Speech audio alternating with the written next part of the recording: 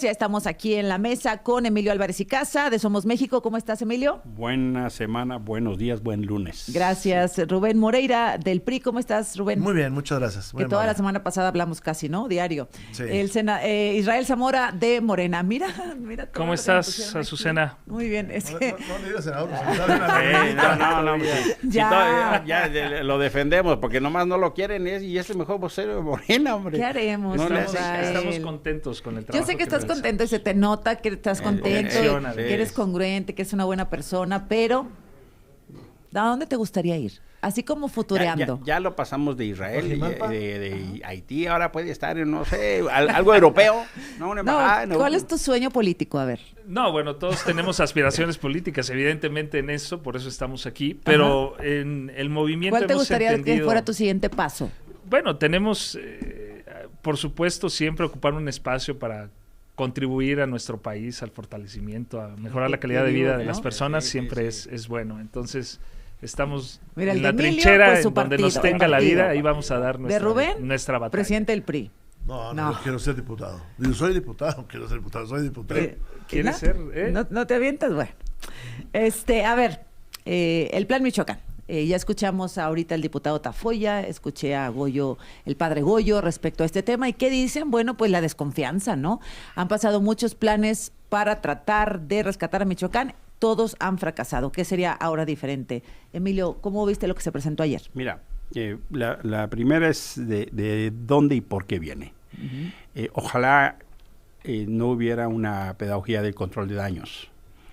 La verdad de las cosas es que este plan se presenta por es una respuesta, parece un control de daños a un sucesivo de hechos desbordados. La muerte de Bernardo Bravo, el asesinato más bien, perdón, digamos, de la región de Apatzingán. Va el Consejo de Seguridad a la región de Apatzingán y unos días después matan a Carlos Manzo, que había insistentemente pedido ayuda, protección, necesidad de trabajo. Y estas dos muertes se suman a un contexto de enorme violencia. Entrevistaste aquí a Guadalupe Mora, donde es el tercero de la familia que hace una referencia. Y solo por poner algunos casos emblemáticos de un contexto estructural de violencia, de inseguridad y connivencia con el crimen. El gobernador Ramírez Bedoya fue señalado de una elección connivencia con el fraude, con el narco. Uh-huh. El Tribunal Electoral del Poder Judicial de la Federación anuló 4 municipios en un distrito donde Morena gana el 80% por una operación de narco que fue denunciado. Yo llevé esa información a la Organización de Estados Americanos, de una intervención absolutamente coludida con el crimen. Y ahí están las consecuencias. Ahora sale un plan. Yo preguntaba a Israel, oye, ¿cuánto de eso es dinero nuevo? Porque me parece que están juntando toda una serie de acciones. ¿Y cuánto es dinero nuevo? Es una buena pregunta. Ahora nos diría Israel, pero creo que en su mayoría juntaron muchas acciones que ya tenían. Uh-huh. La verdad es que hago eco de lo que decía el diputado independiente. Tenían que haberlo presentado en Morelia. Yo honestamente creo eso. Pero la verdad es que yo soy de las personas que tienen una enorme reserva. Me encantaría que esto fuera un programa de política pública y no de respuesta reactiva, y que, como dijo el cura, si Omar García Harfuch se reunió en Apatzingán con voceros denunciados con complicidad, pues yo ya tengo mucha reserva. Nosotros hicimos cuentas de todo lo que anunciaron los secretarios, que da como 100,000 millones de pesos. ¿Cómo ves, Rubén, el plan? Bueno, yo lo veo insuficiente. Me hubiera gustado que se hablara del tema, por ejemplo, del puerto de Lázaro Cárdenas, que se hubiera hablara más. Bueno, sí hablaron de Lázaro Cárdenas, la Marina, ¿no? Sí, no, pero de cómo, sí, la Marina, pero la aduana, si ahí están y no se ha resuelto el problema, de que hablaran del otro polo de generación de intranquilidad, que es el aeropuerto de Uruapan. Hay que recordar que es el aeropuerto que más temas de agroindustriales está teniendo hacia el exterior y por lo tanto es un foco que genera ahí conflicto. Me hubiera gustado que aclararan de dónde van a sacar el dinero. Mira, este es el presupuesto que se votó esta semana, apenas el jueves. Ajá. Y en el caso de Michoacán, por ejemplo, infraestructura, comunicación y transporte, 90 millones de pesos. Pero déjame te cuento, en 2018 tuvo 2,328 millones de pesos. En el caso de construcción, reconstrucción, conservación de carreteras y caminos rurales, trae 0 pesos. En el 2018 tuvo 740 millones de pesos. Y trae el estado de Michoacán, en pesos ya deflactados, por 9,354 millones de pesos de recortes en relación con el 2018. Creo, como se dijo ahora por Emilio, pues que agarraron de todo un poco y lo pusieron en la mesa para tratar de juntar. Esa sería una primera observación. Una segunda observación es que se volvió a la militarización, ¿no? 10,000 efectivos ahí, y tuvo preponderancia el ejército sobre el resto, y pues hay que echar un montón. 10,000 efectivos más la policía estatal, más la policía municipal. Sí, que por cierto, no se habla nada de mejorar los sueldos de los policías municipales, ni de una buena depuración de las policías municipales. Con la reforma constitucional. Se habló en lo general. Bueno, se habló de exámenes de confianza, de capacitar a las policías estatales, bueno, lo que venimos oyendo hace un montón. El promedio de sueldo en policía municipal es 8,000 pesos. Sí. Y lo podemos subir a 18,000 si se publicara la reforma del 123. Eso sí es distancia. Piedras Negras tenía policías de 7,000 pesos, estamos hablando de 2013-12, y cerró aquel sexenio, con policías de 18,000 pesos. A ver, evidentemente lo que ocurrió en Michoacán fue producto de varios sexenios, desde Fox para acá, que hubo una desatención sobre todo al estado de Michoacán. Se comienzan a atender las causas como una de las principales estrategias de seguridad del gobierno del presidente Andrés Manuel, pero evidentemente el daño que se había causado por la desatención fue gravísimo. Provocó que se fortaleciera el crimen organizado, en donde la policía municipal o a veces la policía estatal no tenían cómo hacerles frente.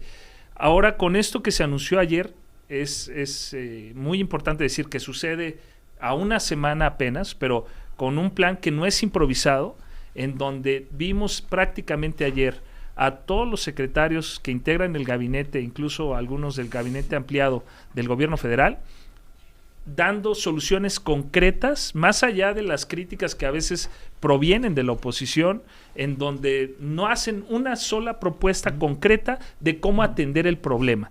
Y bueno, lo pero que ayer sí le toca al gobierno, ¿eh? Sí, y el gobierno por eso está actuando. Por eso está el gobierno ahí, y por ¿no? eso salen, y precisamente por eso vimos a cada uno de los secretarios diciendo cómo, desde su trinchera que le corresponde según su competencia, se iban a atender los temas, principalmente el de seguridad, hablando del fortalecimiento que va a haber no solo de las fuerzas federales, sino, como tú lo mencionabas, de la Guardia Civil de Michoacán, también de la Fiscalía Estatal, de cómo se va a fortalecer la inteligencia también de la Fiscalía Especializada de Alto Impacto en Michoacán. Todas esas acciones son para mí el inicio de la pacificación ahora sí en Michoacán. De esos, déjame nada más para hacerle la pregunta que quedó pendiente. ¿Cuánto dinero es nuevo? Bueno, la presidenta habló de 57,000 millones. Pero si sumas son 100,000 millones. Y prácticamente ella mencionaba que 37, una cosa así, más de 35,000 millones iban a venir de inversión mixta, que incluso precisamente mucha iba a ir a infraestructura. La presidenta, ayer vimos también a la Secretaría entre gobierno estatal, federal, empresarios. Particular, todos, sí. El tema es atender de manera armónica todos bueno, digamos, los otros 70,000, ¿cuál es dinero nuevo? Millones. Yo no tengo el dato en este momento, pero si estamos hablando de que 37,000 son de inversión mixta, probablemente ese dinero es una inversión que no estaba considerada. Yo tengo la hipótesis de que hay poco dinero nuevo y lo que hicieron fue juntar todas las secciones de las dependencias de lo que hacen en Michoacán. Vamos a ver. O en todas partes. O en todas partes, ¿no? Pero vamos a ver. Pero mira, Azucena, yo honestamente creo que pasamos de la guerra contra el narco de Calderón al pacto con el narco de Morena. O sea, el problema sustantivo es que hay un gobierno que ha pactado con el narco. O sea, lo que ha pasado en Michoacán, por supuesto que tiene la herencia que se refiere inaceptable.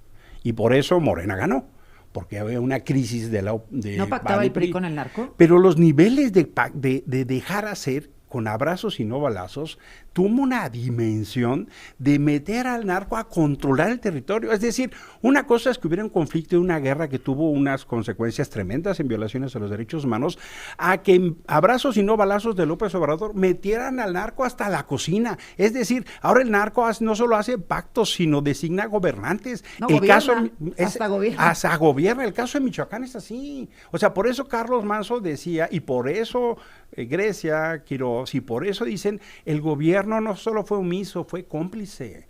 Es que esa muerte, ese homicidio, ese asesinato se pudo haber evitado, pero el gobierno que sabe dónde están los carteles, no es que no se sepa en Michoacán, vimos un mapa, por el amor de Dios, lo vimos en la prensa, dónde están los grupos, dónde está la gente. La semana pasada decía Guadalupe Mora, a la entrada de La Ruana hay un retén de la Guardia Nacional. El problema es que hay una connivencia, Israel, y ese es un pacto. Entonces, hombre, salen ahora a decirnos que lo van a hacer. El problema es un problema de credibilidad sustantiva de un gobierno que a través de una política de abrazos y no balazos abrazó el crimen y no lo combatió. ¿Qué se hacía diferente en los gobiernos priistas, Rubén? O sea, ¿se negociaba de otra forma con el narco? Yo te voy a decir lo que hice yo, que fue combatir a los criminales. Esto ocasiona pues muchas cosas, desde represalias a las familias o personales, pero hay que ponerlo sobre la mesa. A los criminales hay que combatirlos, y ellos seguramente van a generar violencia. En un principio mucha gente a veces no está de acuerdo, te salen con ideas como estas de López Obrador, de abrazos y no balazos, pero si no se combate a los criminales, pues nos vamos quedando atrás y ya nos vamos a unos comerciales. ¿Me respondes esto al regresar? ¿Combatirlos es abatirlos? Regresamos con eso. Es lo que se ha hecho durante los gobiernos en Coahuila, durante tu gobierno, por ejemplo. ¿Combatir es abatir? A ver, combatir es combatir. Y si un día un grupo está disparándole a la policía, pues la policía tiene que contestarles. Combatir al crimen es quitar las causas verdaderas que van generando el ambiente propicio para la criminalidad. Paralelo. Combatir al crimen no es buscar motivos que no lo son. Mira, por ejemplo, los programas sociales yo estoy de acuerdo y qué bueno, pero cuando dicen vamos sobre las causas, vamos a dar más problemas sociales, eso quiere decir que Morena está pensando que los pobres son criminales, cuando eso no sucede así, no es esa la lógica. Fíjate, quitarle fondos al crimen fue cerrar los casinos. Quitarle fondos al crimen fue quitar las carreras parejeras, quitar los palenques, controlar la venta del alcohol, controlar el tráfico de autopartes, que solamente fueran autopartes originales, cerramos los yonques. O sea, va todo eso. Combatir al crimen significa pagarle más a los policías municipales. Mientras no le paguen a los policías municipales más, va a ser muy difícil, porque todas las policías municipales no tienen la forma de enfrentar a los criminales. Ahora, Peña Nieto mandó a Alfredo Castillo, ¿no? Yo creo que fue un error. No pasó nada. No, yo creo que fue un error. A ver, cuéntame, yo Rubén, creo que fue un error. Yo creo que son mucho mejores otros modelos, como por ejemplo el de La Laguna, que ahí se participó con el Ejército Federal. Y te voy a decir una cosa que nunca había dicho antes. A mí me propusieron un día, y terminamos medio de pleito, mandar uno de estos virreyes a Coahuila, a la parte lagunera, y terminamos de pleito. Como un comisionado. Sí, terminamos de pleito. ¿Te lo propuso Peña Nieto? Me lo propusieron sus secretarios. Ajá. Y terminamos de pleito en las sesiones y tuvo que suspender la sesión.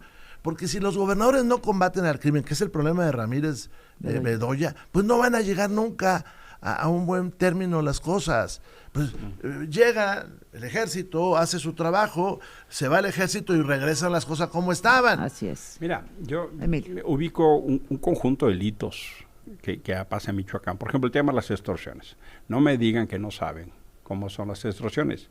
Para eso tendría que funcionar la UIF, ¿no? La movilización esencialmente es una movilización digital de dinero.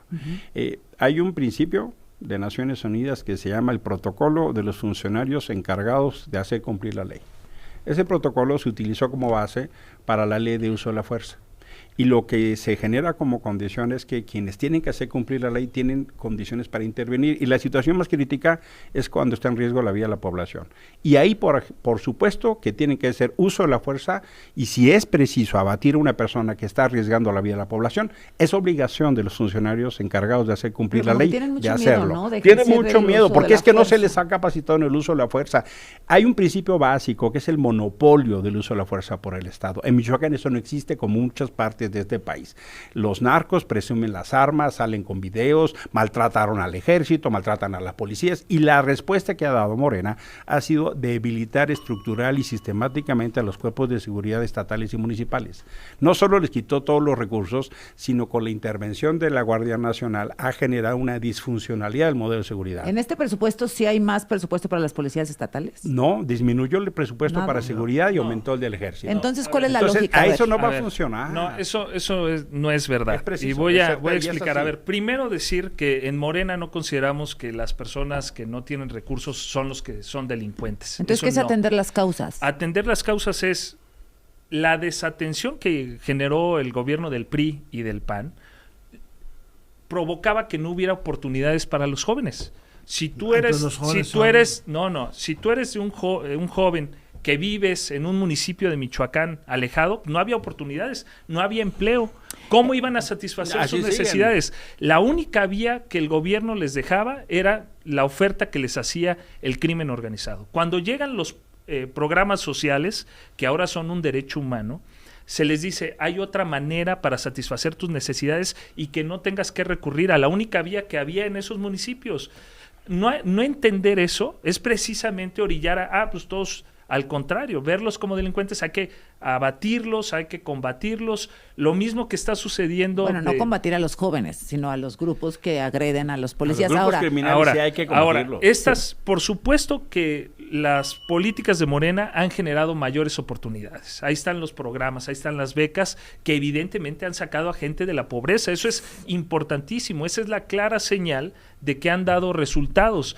Al tú sacar a la gente de la pobreza es porque estás logrando que satisfagan sus necesidades sin necesidad de recurrir al narcotráfico. Eso era fundamental. ¿Sabes si el joven adolescente, casi niño que mató a Carlos Manzo tenía algún programa social? A ver, lo que hay que ver es, cuáles fueron las condiciones sociales en las que se desarrolló. Porque, bueno, ¿Tenía familia? No sabemos si tenía una familia. Sí tenía, lo fue a reclamar al CEMEFO. ¿Qué fue lo que ocurrió con él? Se tiene que analizar de manera muy toda particular. Su infancia fue el sexenio de López Obrador. El problema es que si no apoyas a esos jóvenes, vas a tener más jóvenes como ese asesinando personas. Hay que atender desde antes, precisamente para inhibir ese tipo de sucesos. Pero primero, yo creo que nadie está en contra de los programas sociales. Vienen desde antes, no los invitó Morena. Para empezar, primero. Segunda, por ejemplo, en Coahuila, con Peña Nieto hicimos 232 preparatorias en esos lugares apartados, para empezar. Segundo, hicimos 8 universidades de calidad, más las que ya teníamos, y crecimos las que estaban ya existentes y las distribuimos geográficamente en Coahuila. En Coahuila. Sí, pero eso no quita que tengas que combatir a los criminales. Sí. Te voy a dar 3 datos rápidos. Los alcaldes de Tierra Caliente, todos los alcaldes de Tierra Caliente de todos los partidos son víctimas de la extorsión. ¿Por qué no se actúa? Y no, según nos dice, ¿por qué no se actúa? Segundo dato, el gran problema que tiene el occidente son 2 puertos, Lázaro Cárdenas y Manzanillo, que tienen bajo el control de Morena desde hace 7 años. ¿Por qué no lo arreglan? Tercer dato que está, sencillitito para hacer. ¿Por qué no se publica la reforma del artículo 123 y se les paga a los policías? Y cuarto de gratis, ¿Y por qué no hay un plan Guerrero? ¿Y por qué no hay un plan Edomex? ¿Y por qué no hay un plan Sinaloa? Y Nayarit. Porque los gobernadores no quieren, hombre. Déjame darte 3 datos, Israel. El sexenio de López Obrador fue el primero en décadas que tuvo menos jóvenes en bachillerato, en secundaria y en primaria cuando terminó que cuando empezó. O sea, había menos jóvenes en las escuelas, aumentó la deserción. Segundo dato, hubo el programa de Jóvenes Construyendo Futuro y hubo menos jóvenes contratados en el Seguro Social de cuando terminó el gobierno que cuando empezó. Y parece que tenemos que. Y tercer dato, lo que es importantísimo es que esto que llamas programas universales es mentira, porque solo son una pequeña proporción de los jóvenes atendidos. Regresamos. Y bueno, eran los momentos en los cuales él irrumpió, vaya. Era una entrevista en Atypical. En Atypical, en la opinión por pública. Por eso salen todos ahí, no estaban conspirando. Sí, no, fue una entrevista que... No es una campaña, como dice. Yo iba estaba saliendo... Larraqui de Constanzo, te estamos viendo ahí en la pantalla, Rubén y alguien más, no me acuerdo, y Manso. Y debe de ser un martes, porque esos martes es cuando me entrevistan a mí. Y él llegó a grabar un programa que tengo entendido que salió después. Y alguien nos filmó de alguno de los equipos y ayer se empezó a circular en Michoacán.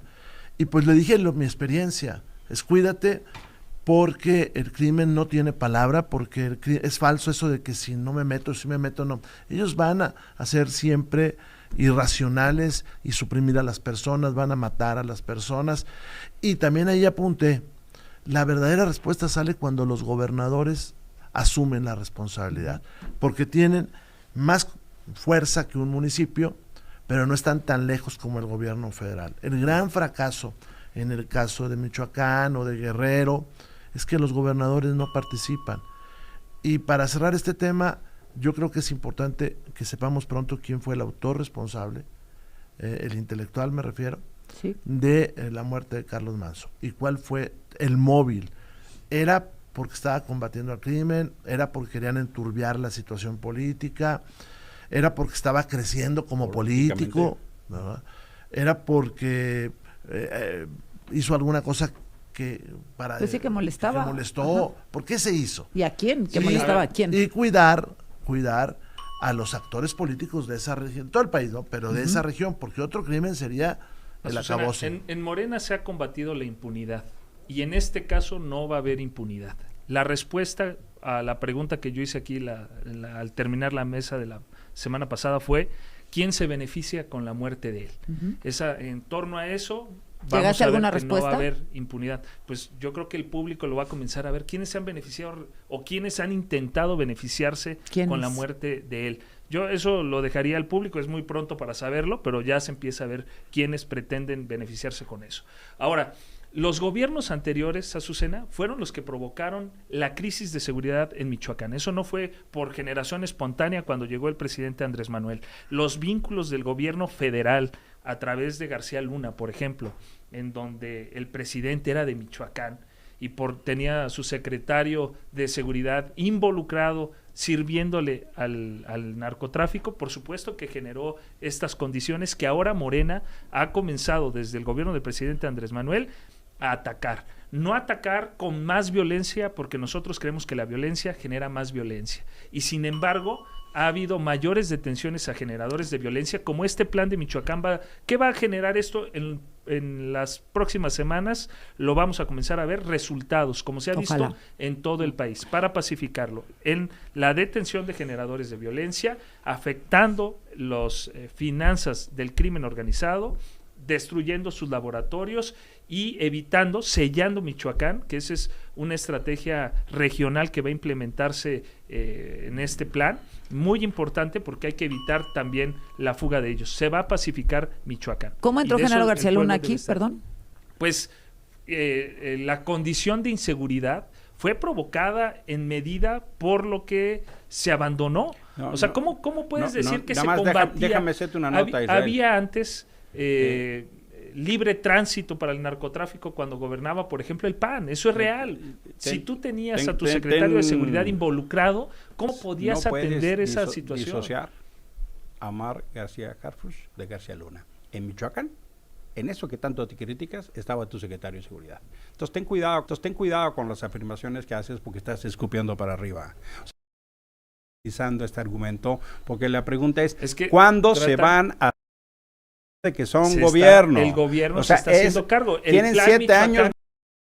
Por de Dios.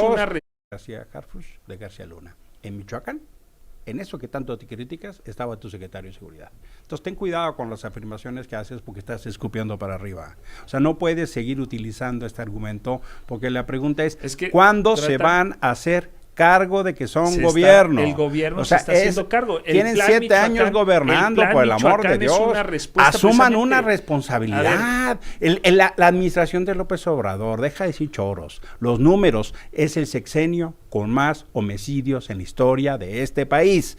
Es el sexenio con más personas desaparecidas en la historia de este país. Asuman, son gobierno, se hicieron elegir para cambiar eso. Dejen de presumir la mediocridad como mérito, por favor. Es el único sexenio, el del presidente Andrés Manuel, en donde los homicidios comenzaron a... No, hombre, por el amor de Dios. Es el mayor número de homicidios de la historia, Israel. Por favor, hombre. Claudia. Y en Michoacán hubo un repunte. Un repunte de la violencia, por el amor de Dios. Pero es el único sexenio además, donde ha habido una disminución real de los homicidios. Pero además de donde se sale la federación, regresa la violencia. Este fin de semana ya se volvió a incrementar en Sinaloa, porque no tienen un plan integral y porque la verdad los gobernadores le juegan la contraria, hombre, al gobierno federal, cualquiera se puede dar cuenta. Y hablando de la revocación, revocación de mandato, hay una propuesta de Morena para que la revocación de mandato de la presidenta se adelante al 2027 y no a las elecciones concurrentes federales. ¿Buena o mala? 4 observaciones rápidas. La lleva alguien que es una persona cercana a la presidenta, que es el señor Ramírez Cuellar, perdón. Entra por la puerta de atrás, porque salió publicada, ahora sabemos, cuando ingresó en una gaceta de esas extraordinarias, porque se circuló el jueves cuando acabamos de terminar a las 8 de la mañana, se metió a los correos pues, esperando que nadie la viera, porque el jueves no estaba publicado en la gaceta de este lunes. Todo ese misterio está ahí. Ahora, lo que marca hoy la Constitución es que sea en el 2028. Bien. Ahora, de ahí van 3 hipótesis. La primera, meter a la presidenta en la boleta para tratar de reforzar el 2027. Es una elección muy compleja porque van todo lo que ya sabemos, más poderes judicial federal y local. Por miedo a perder elecciones 2027, meten a la presidenta como gancho. Para todo, pero además porque todo el equipo de ella va a entrar. Ajá. Pero además ahí hay otra cosa. ¿Cuándo se empieza a trabajar para que en teoría se solicite la revocación? En el 26, y metes a todos los defensores de la 4T a buscar las firmas. Segunda hipótesis, blindarla, porque qué tal si pierde las intermedias y queda en manos de las huestes mismas de Morena en el 28. Entonces es otra hipótesis que está ahí, porque además pues los gobernadores hacen lo que se les pega a su gana, los de Morena. Y tercera, pues un buen petardazo, ¿no? En medio de la bronca que traemos de seguridad, pues traemos a un diputado queriendo cancelar la opinión pública de las iglesias, a otro lo traemos con el tema de la revocación, pues a distraer la atención, ¿no? Entonces, 1, impulsado por Morena para no perder la elección del 2027. 2, impulsado por la presidenta para blindarse y no estar en riesgo en el 2028. Aquí vamos todos. ¿Y 3 petardas? ¿Qué opinas? Mira, yo insisto, la verdad, cuando digo que Morena prostituye derechos, es porque la revocatoria de mandato es un derecho a la gente que lo quiera ejercer cuando quiera, como quiera. Es una condición de reclamar al gobierno. En México ha sido utilizado como una prerrogativa del gobernante. Aquí, por favor. Y la prerrogativa del gobernante está con una condición donde es Morena y el gobierno que dice, y el presidente lo dijo en su momento, López Obrador, no como el derecho a la gente. Es un aparato político de gobierno trabajando. Ahora lo repiten. Lo que pasó anteriormente es que violaron la Constitución para hacer campaña de manera ilegal y los senadores de Morena pegaban letreros y sí, violó la ley y qué me importa. Y se fueron al tribunal y no les importaba porque lo que hacían sistemáticamente era violar la regla de que el gobierno no se metía a las elecciones. Otra vez van a reeditar esa condición donde el gobierno se mete de manera impúdica y asquerosa hasta dentro de la urna. Y también es una condición donde no hay un fenómeno de gente organizada, sino que es un proceso de un partido-estado que se quiere atascar de todo. La única constante de la oposición es la incongruencia. Un día te dicen una cosa y al otro te dicen otra. Eso yo lo dije desde cuando la ley. Cuando se hizo cuando se propuso la revocación, decían, no, va a costar, ¿por qué vamos a ir? ¿Cuánto le va a costar al INE? ¿Cuánto le va a costar al país hacer una elección? Y armaron todo un escándalo en el momento que el presidente Andrés Manuel presentó esto. No, que se junte. ¿Qué pasó con la reforma al Poder Judicial? Lo mismo. ¿Por qué la van a hacer en el 2025? No, que se haga hasta el 2027. ¿Cuánto nos va a costar? Y ahora que se les dice, ok, a ver, primero, es cierto que dicen que el gobierno está afectado y que la gente, que el pueblo está en contra del gobierno, pues demuéstrenlo en las elecciones.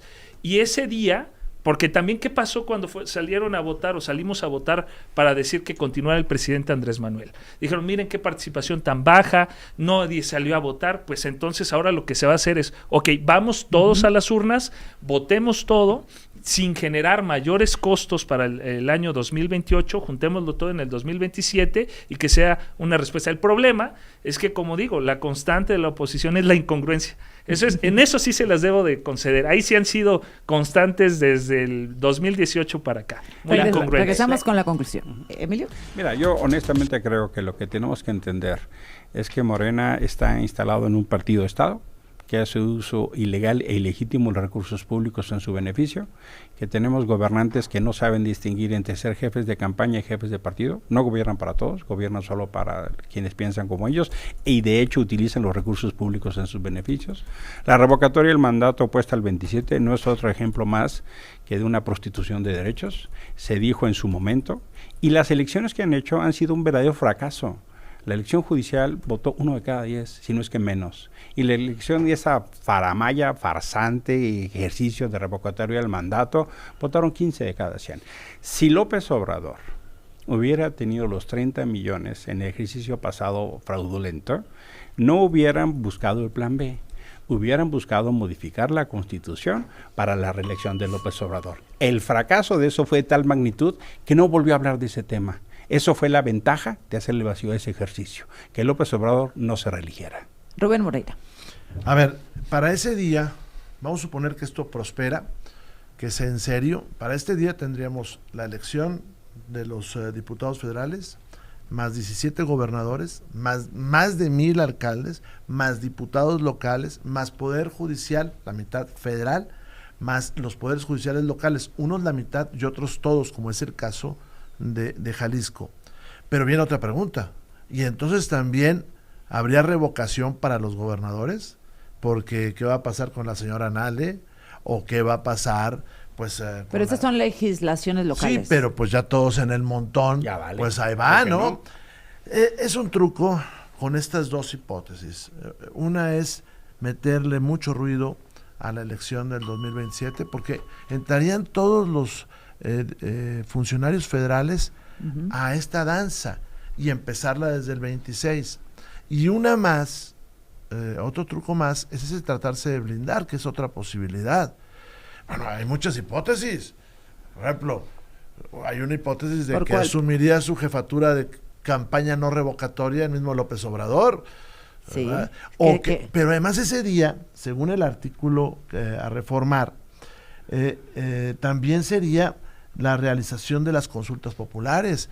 Oye, qué tentación para la dictadura de hacer preguntas como vamos a la reelección, que regresen los que se fueron, que ya pasó, que ya ha pasado varias veces en este país, lo pasó con Obregón, y no pasó con Miguel diciendo Alemán, que según se iba a reelegir el presidente Andrés Manuel. No, nada más le puso todo el gabinete. No, bueno, le puso todo el gabinete. Les pregunto, ¿cuál fue el partido que propuso que se acabara la reelección? De diputados y de cualquier otro puesto. El señor Francisco I. Madero dijo sufragio efectivo, no reelección. Digamos, en la historia moderna eso tiene un siglo, carnal. Del país. Ahora, en alcaldes y gobernadores, en alcaldes no sé si se haya pero ese no fue por la democracia. De la historia fue moderna. Para quitarse a los opositores de la presidencia. No seas payaso. Yo estoy de acuerdo que haya revocación hasta en gobernadores. ¿Cuál es el problema? Debe de haber también, los gobernadores se deben de someter a la revocación. El problema es que siempre están sometidos a una crisis electoral. ¿Cuál es el problema? Ajá. El problema es que para enfrentar la seguridad hay que dejar a un lado la popularidad. ¿Por qué López Obrador no enfrentó al crimen organizado? No, permíteme, ¿por qué López Obrador no enfrentó al crimen organizado? Porque le gustaba caer bien a todo mundo. Tan es así que por eso ganó todo el occidente del país. ¿Por qué López Obrador no enfrentó al crimen organizado? Sí, ustedes porque creen, le encantaba abrazarlos. O sea, fíjate lo que está diciendo Rubén, que según el presidente ganó porque no combatió al crimen organizado, cuando es una de las cosas que más le duelen al pueblo mexicano. La inseguridad es una de las prioridades que tiene el pueblo de México. Pero ¿cómo lo combatió? Y se está atendiendo, y por eso, imagínate la victoria en el suelo tan grande que tuvo y ha tenido el movimiento. Y seguramente en el 27 van a perder, les adelanto, muchos estados que gobiernan la oposición. ¿Por qué?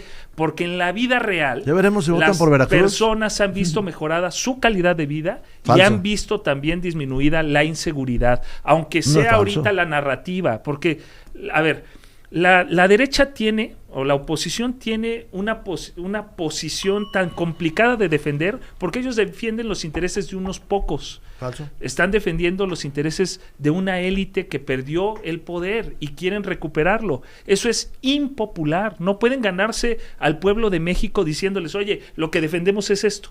Y utilizan estas artimañas de generar una percepción mayor de inseguridad. No estoy diciendo que no haya inseguridad en México, sí la hay, se está combatiendo, pero recientemente la oposición se ha dedicado exclusivamente a generar una mayor percepción de inseguridad para ver si así el pueblo de México los voltea a ver otra vez como opción. Pero hay que recordarle al pueblo de México, que es muy sabio, que cuando ellos gobernaron, se aliaron con el crimen organizado desde lo más alto del poder. A ver, rápido, con sabio cuando ustedes les consideran. No es la oposición solamente la que está señalando la inseguridad, son todos los michoacanos, son todos los que salieron en Uruapan. No es solamente la oposición, ha crecido muchísimo el número de personas desaparecidas, es que ahí están escondiendo los homicidios, pero además, mira, por favor, Israel, se trata de combatir a los criminales, los gobernadores no lo están haciendo, la están dejando sola la presidenta. ¿Tú crees que la gobernadora Evelyn Salgado está haciendo algo? ¿Dónde están los responsables de la muerte de Alejandro Arcos? Todos los cárteles sufrieron la detención de los mayores generadores de violencia en el sexenio del presidente Andrés Manuel y de la presidenta Claudia Sheinbaum. Eso esencialmente es un mérito de la justicia de Estados Unidos, no este país. Lastimosa y vergonzosamente. ¿Por qué no sucedió antes? ¿Por qué no sucedió con el PAN y el PRI? Si Estados Unidos siempre ha ejercido presión. Yo te puedo decir rápido, en el área de Coahuila, el abatimiento del Azca, la detención del 40, la detención del 42 y el desmembramiento de todos los Zetas. Así te lo puedo decir. Le entregaron a López Obrador las órdenes de aprehensión de los carteles de Tamaulipas. Acá lo platicamos y no hicieron nada. ¿Y tú crees que antes no hacían eso? No hay ninguna evidencia sustantiva de detenciones significativas. Unidos, inclusive no confiaba en los otros partidos y por eso no les pasaba ni siquiera la lista. Lo que estamos viendo es una complicidad sistemática y activa con el crimen. No. Emilio, gracias. Rubén, gracias. Israel, nos vemos la próxima semana. Regresamos con el resumen de lo más importante.